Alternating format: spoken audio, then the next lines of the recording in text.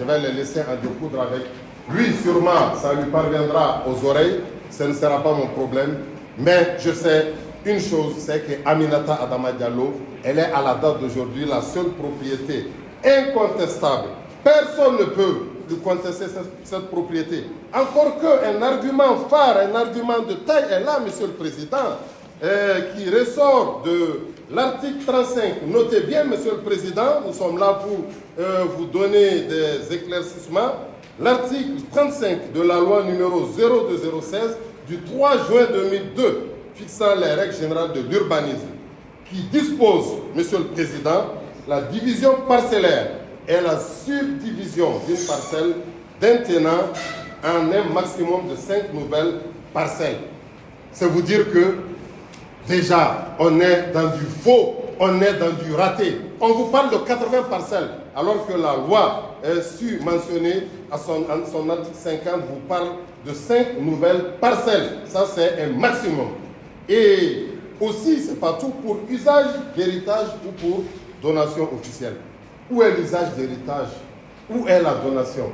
On parle d'acquisition par les syndicats ou les mutuelles du Gabriel Touré ou de je ne sais où, Monsieur le Président. Cet article, vous vous en servirez pour vous dire que même s'il y avait eu ces titres créés, on aurait violé allègrement cette loi, cette disposition de la loi à travers son article 35. Une fois de plus, il n'y a jamais eu de propriété établie au nom d'un quelconque travail du Gabriel Touré. On parle d'accord entre les propriétaires, les Bachili et Nyangadou, et ces fameux travailleurs pour 80 parcelles à distraire. Ce n'est toujours, je défie quiconque de vous produire ici le moindre travailleur du Gabriel Touré qui a été l'objet d'une attribution à travers un titre individuel. Même un titre global créé au nom des travailleurs de l'hôpital Gabriel Touré n'aurait pas suffi, Monsieur le Président, puisqu'il vous faut un titre individuel pour M.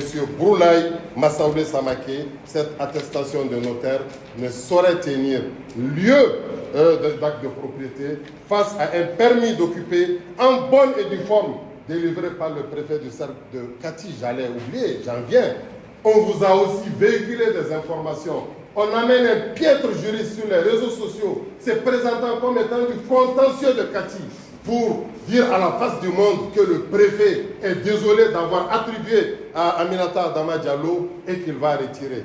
Quelle honte à l'égard de ce piètre juriste qui n'a même pas traversé une cour d'école de droit. Une attribution qui dure plusieurs années. Comment le préfet peut-il encore l'annuler? Seule aujourd'hui la juridiction administrative, Monsieur le Président, est capable de remettre en cause ces permis d'occuper en bonne et due forme, faisant d'Aminata Adama Diallo la seule, unique propriétaire de cette parcelle numéro 220B, 6 dans le lotissement de Banankoro. Et aucun acte ne peut vous être produit pour dire qu'il y a même eu un début de poursuite. Pourquoi? Tout simplement parce que M. Samaké n'a pas qualité à agir. Et sinon, ses conseils auraient pu le lui indiquer. Il va agir au nom de quoi? Quand vous saisissez la juridiction administrative, il ne faut pas d'intérêt, pas d'action. Il faut vous se montrer propriétaire d'abord. Nulle part son nom n'est inscrit. Nulle part un nom de l'hôpital Gabriel Touré n'est inscrit. Ils sont dans le vague. Ce document, on ne sait à quel prix ça a été arraché. Et c'est avec ça qu'il s'est pavané. C'est avec ça qu'il s'est dressé devant moi à l'orientation pour dire voici son titre de propriété. C'est vraiment navrant. Ça donne la migraine, ça donne le dégoût. C'est répugnant. De tels actes, de telles postures, Monsieur le Président. C'est vous dire que ces manœuvres frauduleuses qui ont commencé depuis la BT de Senou, où il s'est emparé du numéro de la dame parce qu'elle est jusqu'à preuve du contraire la seule à produire un titre de propriété. Il s'est emparé de son numéro pour se rendre dans les milieux de l'arnaque foncière où on a réussi à atteindre un cabinet de notaire pour faire de lui un propriétaire de parcelles 220B et 220E du lotissement de Banankoro, ce qui n'est qu'une imagination. Il n'est propriétaire que dans son imagination, Monsieur le Président.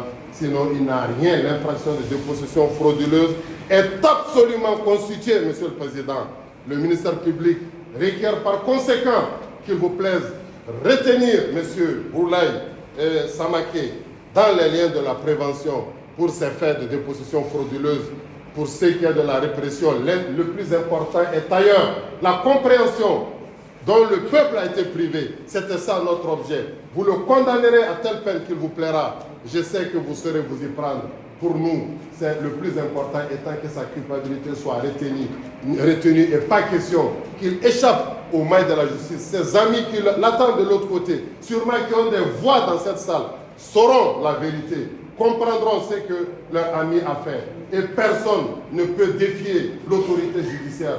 Pas un syndicat. On va jusqu'à exulter au niveau de l'hôpital lors de la sortie humanitaire que nous avons bien voulu faire par rapport à Boulaye Samaké, exultant sur des morts que leur grève, leur arrêt de travail sauvage et illégal a pu occasionner, comme un triomphe. Oui, c'est nous qui avons intégré le serment d'Hippocrate. Eux, certains médecins avaient plutôt un serment d'hypocrite parce qu'ils n'ont pas donné les soins à leurs malades. Pour une faute individuelle, pour une faute pénale qu'il a commise, qui n'a rien à voir avec une faute commise à l'exercice de ses fonctions. Un de ses conseils est là. Il me connaît. On s'est pratiqué au pôle national économique et financier, au pôle économique et financier en son temps, où 3 médecins étaient poursuivis pour faute commises dans l'exercice de leurs fonctions. J'ai juré face à toutes les pressions. J'ai dit, je ne mettrai pas ces médecins en prison. Ils sont là. Ils peuvent témoigner. Ils disent que c'est grâce à moi que leur vie est sauvée. Et venait juste de finir sa spécialisation. J'ai dit non. Des gens tués dans les urgences chirurgicales, on ne peut pas vous en tenir rigueur. Après une instruction rondement menée, j'ai retenu qu'ils ont fait le travail qu'ils devaient faire. Ces gens ont succombé parce qu'ils devaient succomber. Jamais ils n'ont été inquiétés. Et c'est des gens, ils seraient là, ils se seraient mis à genoux pour me vénérer parce qu'ils ont dit que j'ai sauvé des carrières. Mais là, c'est une faute pénale. Ça n'a rien de disciplinaire. Ce n'est pas une question disciplinaire, c'est une faute pénale. Au lieu d'être dans le bloc, il s'est dit anesthésiste réanimateur. Au lieu d'être dans le bloc en train de surveiller les paramètres vitaux des malades qu'on est en train d'opérer, il était sur les chantiers d'autrui en train de réaliser. Où est la corrélation entre ces faits-là et le déclenchement d'une grève? Il faudrait que dans ce pays, on rappelle aux uns et aux autres leurs devoirs. L'impunité ne peut pas être garantie. Le désordre et la cacophonie doivent être sanctionnés pour que les gens se mettent en droite ligne. J'ai des syndicats. Il y a le syndicat autonome de la magistrature. Il y a le syndicat libre de la magistrature. Je leur ai dit, tenez-vous à l'écart de ça. Parce qu'ils m'ont appelé. Comment est-ce qu'il se passe ces choses? Tu nous informes pas. J'ai dit, vous n'avez rien à voir. Je saurais m'y prendre. Je n'ai pas besoin de syndicat. Je peux faire face à ces médecins, pas les médecins, ceux-là qui ont oublié le bistouri, le scalpel, qui ont oublié le serment d'Hippocrate, qui est de soigner des indigents, qui est de se priver de salaire, mais pour aller sur des chantiers, pour aller s'emparer des propriétés d'autrui, s'adonner à des actes honteux, à des actes qui ne les honorent pas, Monsieur le Président. Je réitère qu'il vous plaise retenir M. Samaké dans les liens de la prévention, le condamner à telle peine qu'il vous plaira, sous réserve de réplique, évidemment, Monsieur le Président. Ce sera justice, si tu veux ajouter quelque chose.